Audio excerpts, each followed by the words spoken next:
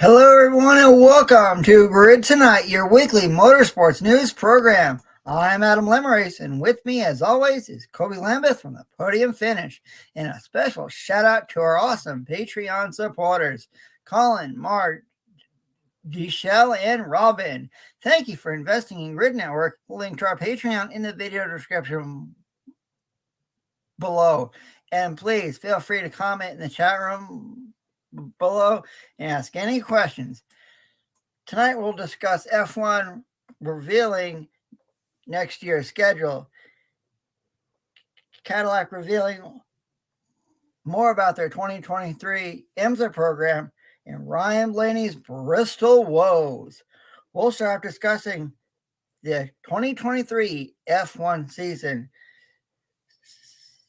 Since Max Verstappen's close to wrapping up the 2022 World Championship. Yeah, I think this year's World Championship is over. So let's move on to 2023 and the 2023 F1 schedule. You can see right here on the screen. And it will feature a 24 race calendar with a new venue and returning ones. Everything kicks off in early March with the Bahrain Grand Prix, followed by a return to the controversial Saudi Arabian Grand Prix in Jeddah. For the first time since COVID hit the world, the Chinese Grand Prix is set to come back to Shanghai in mid-April. Baku, Azerbaijan moves up from June to the end of April. Spain will take place after Monaco now. The Formula One summer break is still on, but the Belgian Grand Prix will be the last race before the break instead of the first race back. Zandvoort holds that slot on the schedule moving forward. A year after hosting the FIFA World Cup, F1 is going to be back in Qatar. Then you have a new track in the middle of November, the highly anticipated Las Vegas Grand Prix on the Strip, under the lights. 3 races in the United States with Circuit of the Americas and Miami, graphic courtesy of Formula One. So here's my question for you, Adam. What are your overall thoughts on the 2023 F1 schedule? And do you feel like 24 races are still too much? I know in the past you said it was. I just want to know if your opinion's changed on that since then. Oh no, Kobe. The F1 calendar next year is way too long. You take a look at the schedule. I mean, 24 races in my mind, way too much. These teams and drivers and crews, they're going to get burnt out. You see on the schedule on the screen. To me, that's way too long. I mean, you think about, all the travel that these teams are going to have to go through, crisscrossing the world, and, it's going to be rough on them. To me, I'd like to see an F1 calendar have about 19 to 20 races. And if F1 were smart, like NASCAR, they would go back to some iconic countries who love motorsports. We'll start off. Germany loves motorsport, and the German Grand Prix was always a very popular stop for the F1 fans. It was either at the Nürburgring or the Hockenheimring. I miss having the German Grand Prix on the F1 calendar. And another track that F1 should go to in the future is Kyalami in South Africa. The only continent outside of Antarctica that F1 doesn't go to right now, Africa. There's a lot of F1 fans in that continent. So I don't like to have F1 races at Azerbaijan, Saudi Arabia, Qatar. No, it's too long. I'd like to see about 19 to 20 races on the F1 calendar. It'd be easy on fans, teams, crews, and everybody. So 24 races on the F1 calendar for next year, way too much for me.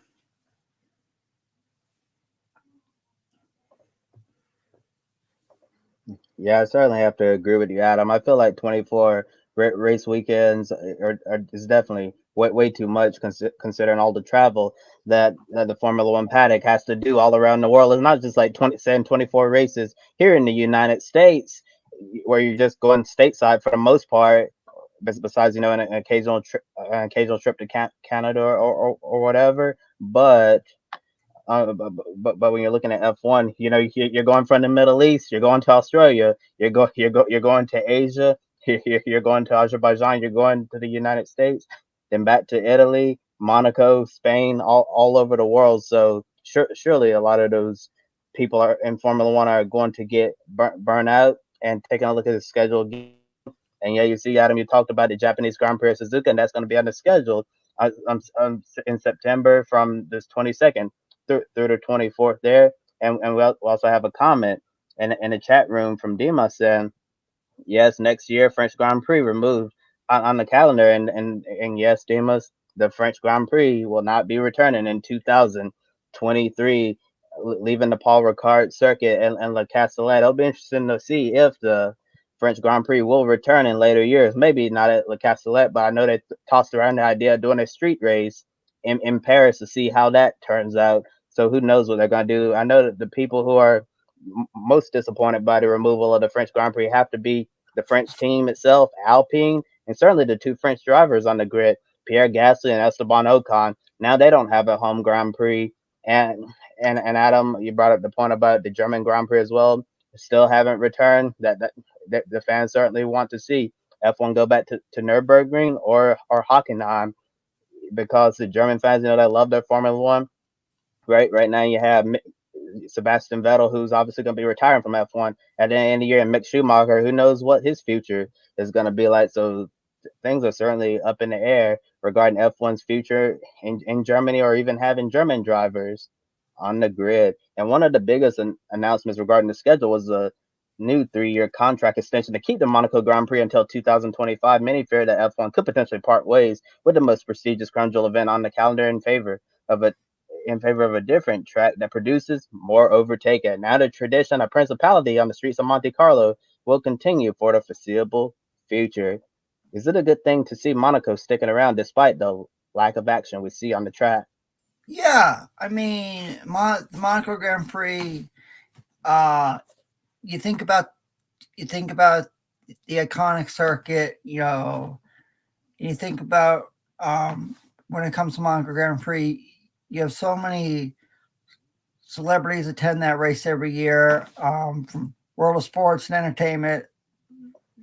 Royalty always attends that race, and you think about the list of winners that have won the Monaco Grand Prix: Alain Prost, Ayrton Senna, Michael Schumacher, even Olivier Penny from France. Only had one career win. Where was that? Monaco Grand Prix, driving a Ligier. So it's nice to see the Monaco Grand Prix sticking around for the next 3 years. I mean, if you're more called, on that Sunday, if you're a motorsports fan, you start your day off with the Monaco Grand Prix, having your breakfast. So happy to see the Monaco Grand Prix sticking around for the next 3 years. Yeah, Monaco's certainly sticking around for the foreseeable future. And I understand why some people may want to see Monaco go. As I said, it hasn't really produced the most thrilling action or the most memorable moments, but at the end of the day, it has a lot of history, and that's Formula One's premier crown jewel event. If you don't win any other Formula One race in your life, this is the one race you want to win. It is the Monaco Grand Prix. And Adam, you talked about the tradition, eating your breakfast in Monaco on Memorial Day weekend, and you have lunch in Indy and dinner in Charlotte. All Monaco isn't the most exciting track. I'm really glad to see that it's going to be sticking around for the next 3 years or so with this new contract, and maybe they'll look into trying to renovate the track in certain ways. I don't know if that's possible, but if there's a way, I'd really like to see them do that, because Monaco really deserves a lot better than a lot of the action that we've gotten as the cars have gotten a lot bigger and faster over the years. And let us know in the comment section, what are your thoughts on the 2023 F1 calendar? Should it be reduced to 19 or 20 races in? And let us know about if you'd like to see the German Grand Prix and the South African Grand Prix come back to the F1 calendar in the future. And now to some news from the world of video games. Motorsports Games announced a new DLC for the NASCAR 21 Ignition video game. The 2022 NASCAR Cup Series season will be a part of the update. So gamers will get to use the next gen cars and race on the tracks on the 2022 season. This will come out for free on October 6th, and the game price has been dropped to $19.99. In order to make sure that the 2022 season is accessible to as many gamers as possible, Motorsports Games are also adding the 2022 update to NASCAR Heat 5 and NASCAR Heat Mobile, which you'll have to pay for, and this will come at a later date. And the photo you see on the screen, courtesy of Motorsports Games. And next, here's Kobe with some news from the world of sports cars.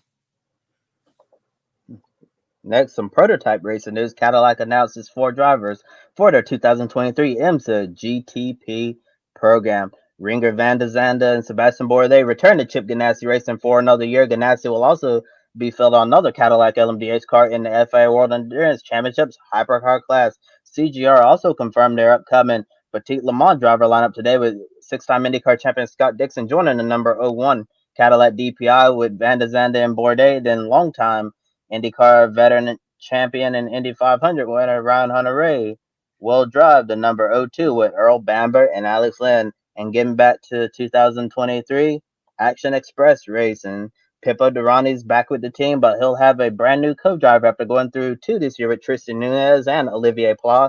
Coming over from Formula E, Alexander Sims is joining Action Express, remaining in the General Motors family after running some endurance races with Corvette Racing. Also some more news. Lamborghini shared some things about their LMDH program. They'll use a V8 twin-turbo hybrid engine. This particular car will debut in 2024, running a full-time program in the World Endurance Championship, and they'll also be running the longer races in IMSA, the Michelin Endurance Cup races. Graphics courtesy of Lamborghini, Cadillac, and Chip Ganassi Racing. But focusing on the Action Express angle, Adam, do you think Alexander Sims can help turn around a disappointing 2022 season for Pippo Durrani? I mean, looking at what Durrani was able to do last year with Felipe Nasr, this year, typically coming off a highly successful season, you may expect a little bit of fall off, but for some reason, this driver, this team, they've completely fallen off a mountain this year. Oh yeah, Kobe. I think Alexander Sims is a good co-driver for Pippo Durrani for the 2023 season. You mentioned he comes over from running endurance races with Corvette Racing, so he does have experience. It's not. I think Alexander Sims is going to be a good co-driver for Pippo Durrani next year at Action Express, and I think he'll give that team some good momentum next year.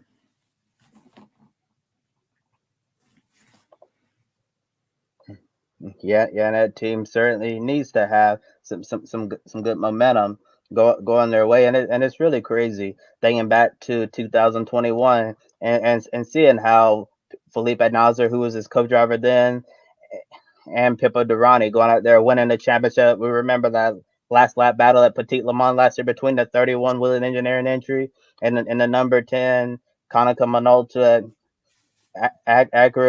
It was just really crazy seeing the championship go down to the wire, just like that, and with Durrani and Nasr coming out on top, and then Felipe Nasr moves on. I don't know for sure if Action Express Racing made any personnel changes as well, but I'm honestly really shocked. to see where this team has been this year. They've been dominant so far in the DPI era, but for some reason in 2022, this team just isn't delivering at all. There've been so many things going wrong. I don't know if it's been the driver pairings, if changes have been made personnel wise, but this is not the same Action Express team that we've seen. So I'm sure over the off season they're certainly going to look into seeing what they can do to go faster. Alexander Sims certainly has a solid record in sports car racing. He left Formula E because he said he really wanted to be in sports cars instead, and now he got him a factory prototype ride with Cadillac. I can't say for sure if Alexander Sims will help stop all the bleeding at Action Express Racing, but it certainly doesn't hurt to bring in a driver with his credentials. And last week, after we went off the air, Ford Performance announced its next generation of racing vehicles, including a new body for its NASCAR Cup Series car, the Ford Mustang GT3, the Mustang GT4, and the Mustang that'll be used in the Repco Supercars Championship, the model for NHRA, and more. But focusing more on the Ford Mustang GT3, this car is still expected to be ready to race in the 2024 Rolex 24 at Daytona with Multimatic Motorsports running a two-car factory GTD Pro operation while running customer programs in GTD, the World Endurance Championship, and Le Mans with GTE becoming obsolete, plus other major GT3 events around the world, such as the Bathurst 12 Hour and the 24 Hours of Spa. And the photos courtesy of Ford Performance. And sticking with the Ford family, during the Bristol night race, Ryan Blaney lost the wheel on a really tough night for the number 12 team in Thunder Valley. The loose wheel resulted in a 4-race suspension for crew chief Jonathan Hassler, rear tire changer Zachary Price, and jetman Graham Stoddard. That means Blaney will be without his crew chief and valuable members of his pit crew for the entire round of 12 coming up in the first playoff race of the following round. The suspension runs through Texas, Talladega, the Charlotte Roval, and it's going to end right after the Las Vegas race, the first race in the round of 8. And the photo you see on the screen taken by Logan Riley from Getty Images. Can Ryan Blaney make it out of the round of 12 without them? I'm going to say yeah, because Ryan Blaney has won at Texas, Talladega, and the Charlotte Roval. So we've seen 18 different winners in the NASCAR Cup Series this year. Ryan Blaney could go out there and win any of these next 3 races. So we could see 19 different winners. So can Ryan Blaney make it out of round 12 without members of his crew? I'm going to say yes. Yeah, I definitely have to agree with you, Adam. I understand that Ryan Blaney's built some really good chemistry with his crew chief, Jonathan Hassler, throughout the year. They've been very consistent throughout the year, but unfortunately, they haven't been able to break through and get that points. Yes, they're going to be going to a track this weekend, Texas Motor Speedway, which Blaney won the exhibition race, the All-Star race there. But unfortunately, won't have Jonathan Hassler this time. But I think Team Penske has the next man up mentality, so they're going to be able to replace Hassler just like that. And I believe they'll be perfectly fine. If I'm Ryan Blaney right now, I have to be smiling looking at the tracks you have coming up in this round. I have a feeling this could be a really good round for him. I think he can certainly get it done in Texas. Obviously, Talladega, he always finds his way towards the front at the end of those races. He's been in this type of situation before at Talladega and the Charlotte Roval. Remember when Martin Truex Jr. and Jimmy Johnson got together and Ryan Blaney slid through to win the inaugural Roval race? I think that'll be great. And then Las Vegas is also a solid track for him as well. So I think these are some great opportunities for Ryan Blaney to get into victory lane and advance out of the round of 12 so he can continue his playoff march, get into the round 8, and see if he can try to make the championship 4 race going to Phoenix. And now some news from IndyCar. Aaron McLaren SP team president Taylor Kyle resigned from his role with the NTT IndyCar Series organization. And we have a statement from Taylor saying, "It's been an honor to work for Aaron McLaren SP for more than a decade. As I step away, I am most proud of growing this team into a powerhouse, able to fight for championships and wins each week. I now look forward to spending time with my own growing family and what's ever next. In the graphic you see on the screen was courtesy of Taylor Kyle's Twitter. McLaren says they'll be making announcements on team management at a later date. They'll be expanding to 3 full-time cars in 2023 with Alexander Rossi, Pato O'Ward, and Felix Rosenquist. Yeah, and it's certainly a short show for us tonight. So that's all, folks. Please be sure to like and subscribe to Grid Network here on YouTube. You can follow us on Twitter, Facebook, Instagram, and TikTok. We encourage you to take 5 minutes after our show and consider joining our Patreon, invest in Grid Network to keep us on the air well into the future. Do you want to buy a coffee? Click the link in the video description below and you can buy a drink for your favorite on-air talent here at Grid Network. Big thank you to Edward Hunter from formerly E-Zone, Amber Zachary for buying us one. We greatly appreciate it. Any amount will help us continue growing our motorsports media outlet. Visit public.com, also known as the stock market social media home. The link below and referral code GRIDnet gives you $5 to invest immediately.